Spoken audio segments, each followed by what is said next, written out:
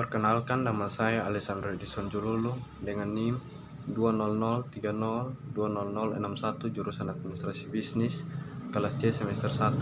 Video ini saya buat guna memenuhi tugas mereview buku ke-14 mata kuliah Sosiologi. Pada kesempatan ini saya ingin menjelaskan mengenai isi dari buku 14. Menjelaskan 1.1 menjelaskan mengapa baiknya sejarah dan biografi sejarah yang sangat penting bagi sosiologi perspektif. Perspektif sosiologi menekankan bahwa konteks sosial di mana orang hidup ini memeriksa bagaimanapun konteks ini mempengaruhi kehidupan seseorang. Di pusat perspektif sosiologis adalah pertanyaan tentang bagaimana pengaruh kelompok orang-orang terutama bagaimana orang yang dipengaruhi oleh masyarakat mereka sekelompok orang yang berbagai budaya dan wilayah. Untuk mencari tahu mengapa orang melakukan apa yang mereka lakukan, sosiolog melihat lokasi sosial, sudut dalam pandang kehidupan manusia, menempati karena tempat mereka dalam masyarakat.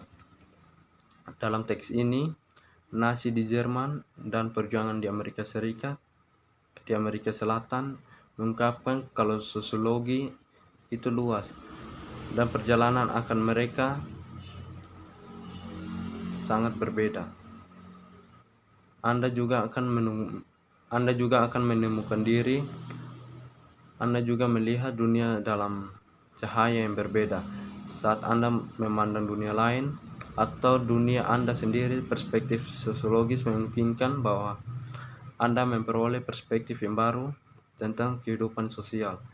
Pertimbangan misalnya, bagaimana diidentifikasi dengan kelompok yang disebut perempuan atau dengan kelompok yang disebut laki-laki ketika Anda tumbuh dewasa telah membentuk gagasan Anda tentang siapa Anda.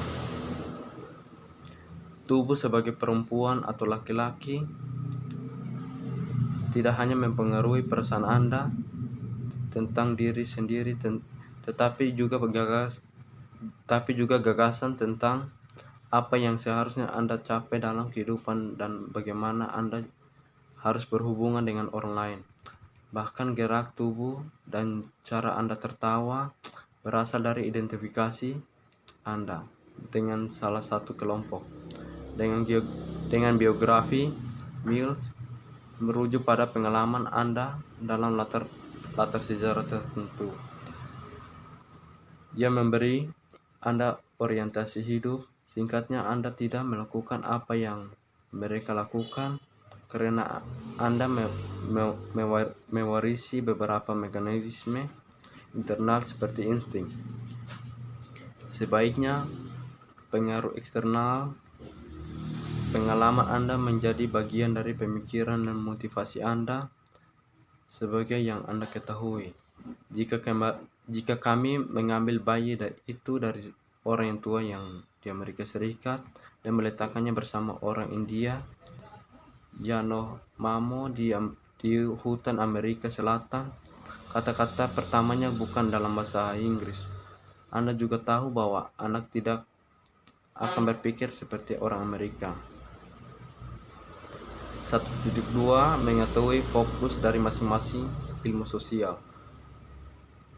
Sama seperti manusia saat ini memiliki keinginan kuat untuk mengungkap misteri di sekitar mereka.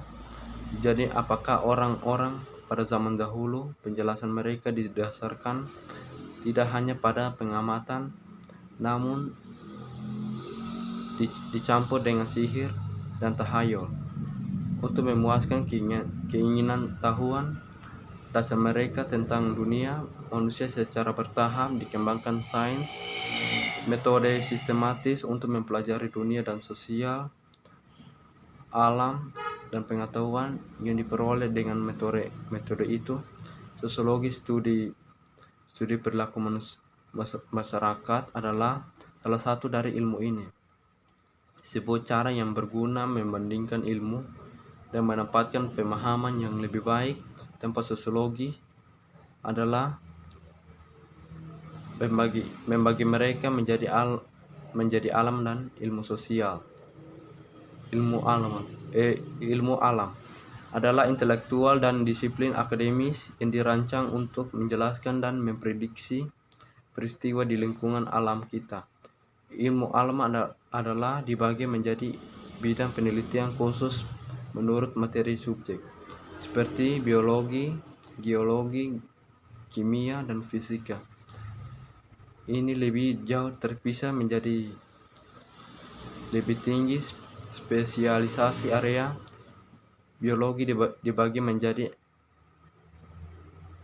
botani dan sosiologi, geologi ke mineralogi, dan geologi kimia ke dalam organik dalam cabang anorganik, dan fisika ke biofisika dan mekanika kuantum. Setiap daerah pemeriksaan khusus sains alam. Ilmu sosial. Orang juga telah mengembangkan ilmu sosial yang meneliti hubungan manusia, sama seperti ilmu alam berusaha untuk mencari objektif memahami dunia alam. Ilmu sosial berusaha untuk mencari objektif memahami dunia sosial. Sebagaimana dunia alam mengandung hubungan yang teratur atau sah, yang tidak dijelas tetapi harus ditemukan melalui pengamatan yang terkontrol. Demikian pula hubungan yang teratur dari dunia manusia atau sosial yang tidak jelas dan harus diungkapkan melalui berulang pengamatan, seperti halnya di ilmu alam. Ilmu sosial dibagi menjadi beberapa bidang, khususnya berdasarkan materi pelajarannya. Bidang-bidang ini yaitu antropologi, ekonomi, ilmu politik, psikologi, dan sosiologi. Seperti halnya ilmu alam, dibagi lagi menjadi bidang-bidang khusus. Antropologi meliputi antropologi budaya dan fisik. Ilmu ekonomi memiliki spesialisasi makro atau skala besar dan mikro atau skala kecil. Siswa yang mengerjakan gelar doktor di bidang antropologi biasanya menghabiskan 1 atau 2 tahun tinggal dengan kelompok suku, karena tidak ada kelompok yang belum ditemukan yang tersisa di dunia. Fokus pada suku ini, kelompok telah memberikan jalan untuk studi kelompok dalam pengaturan pertanian dan semakin dalam masyarakat industri. Ketika mereka mempelajari kelompok yang sama dengan dilakukan oleh sosiolog, antropologi lebih menekankan pada artefak otoritas, bahasa, terutama istilah kekerabatan. Mereka ingin tahu barang apa yang diproduksi, berapa harganya, dan bagaimana barang itu didistribusikan.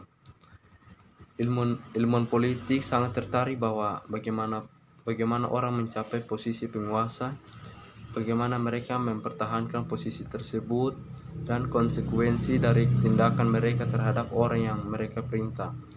Psikologi adalah para proses yang terjadi dalam diri individu di dalam apa yang mereka disebut sebagai organisme terkait kulit. Ia lain bekerja sebagai konselor di sekolah dan lingkungan kerja, di mana mereka memberikan tes kepribadian, tes kecerdasan, dan tes kejuruan, tes bakat. Seperti ilmuwan politik, sosiolog mempelajari bagaimana orang mengatur satu sama lain, terutama bagaimana yang berkuasa mempengaruhi kehidupan masyarakat, dan tidak seperti psikolog. Sosiolog menekankan bahwa faktor eksternal pada individu untuk menentukan apa yang dipengaruhi oleh orang dan bagaimana mereka menyesuaikan diri dengan kehidupan ini. Perbedaan mungkin tidak sepenuhnya jelas. Jadi mari kita masuk ke kota sosiolog Down to Earth dan dalam kisah kuno yang diperbaharui. Pertimbangan bagaimana anggota disiplin ilmu yang berbeda dapat melihat materi pelajaran yang sama.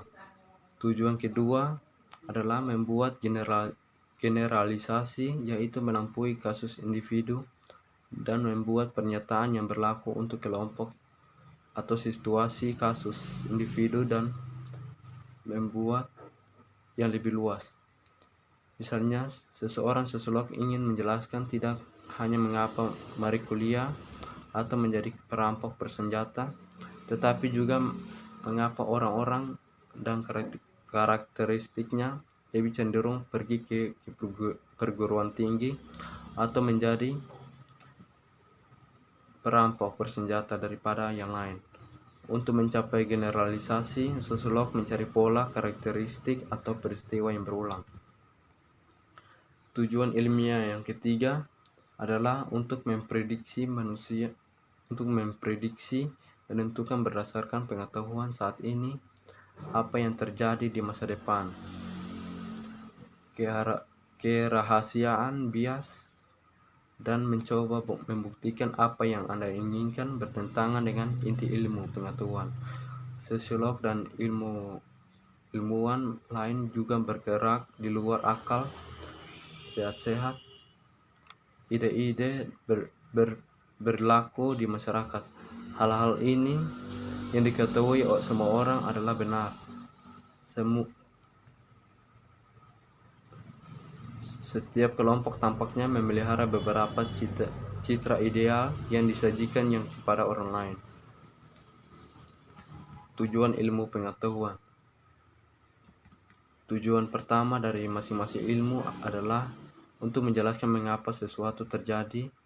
Tujuan kedua adalah untuk membuat generalisasi, yaitu untuk melampaui kasus individu dan membuat pernyataan yang berlaku untuk kelompok yang lebih luas atau situasi.